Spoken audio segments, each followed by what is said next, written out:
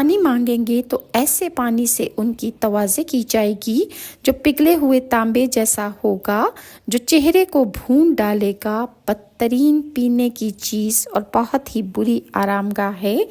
غساق مشروب ایسا ہے، اس قدر زہریلا اور بدبودار ہے کہ اس کا اندازہ اس بات سے لگایا جا سکتا ہے کہ اگر اس کا ایک ڈول دنیا میں ڈال دیا جائے تو وہ ساری دنیا کو بدبو میں مبتلا کرنے کے لیے کافی ہوگا۔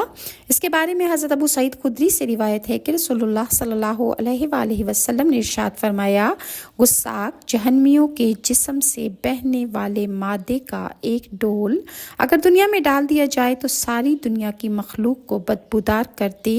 اسے ابو یعلا نے بھی روایت کیا ہے۔ اسی طرح ایک اور حدیث میں بھی حضرت جابر کہتے ہیں کہ رسول اللہ نے فرمایا، ہر نشہ آور چیز حرام ہے۔ اللہ تعالیٰ نے عہد کیا ہے کہ جو نشہ آور مشروب پیے گا یعنی شراب وغیرہ تو اسے جہنم میں تحت الخبال پلایا جائے گا۔ صحابہ کرام نے عرض کیا کہ یا رسول اللہ، طیبۃ الخبال کیا چیز ہے؟ رسول اللہ نے ارشاد فرمایا، جہنمیوں کا پسینہ۔ اس حدیث کو مسلم نے بھی روایت کیا ہے۔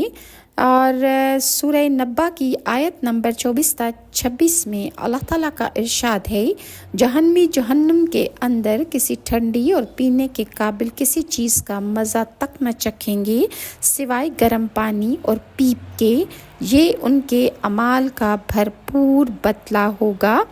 اور اسی طرح سورہ اعراف کی آیت نمبر 50 میں ارشاد خداوندی ہے، جہنمی جنتیوں کو پکاریں گے کہ کچھ تھوڑا سا پانی ہم پر ڈال دو، یا جو رزق اللہ تعالیٰ نے تمہیں عطا فرمایا ہے اس میں سے کچھ ہمارے لیے ہمارے پاس پھینک دو۔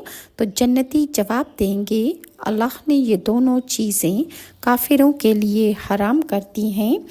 اور اسی طرح اللہ تعالیٰ نے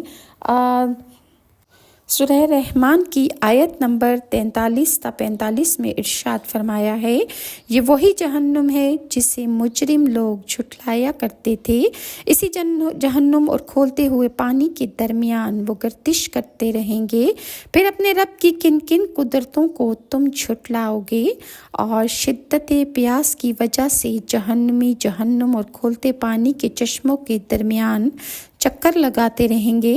اس کے بارے میں سورہ مریم کی آیت نمبر 86 میں اللہ تعالیٰ کا ارشاد ہے، مجرموں کو ہم سخت پیاس کی حالت میں جہنم کی طرف لے جائیں گے۔ اور اسی طرح جہنمی لوگوں یا کافروں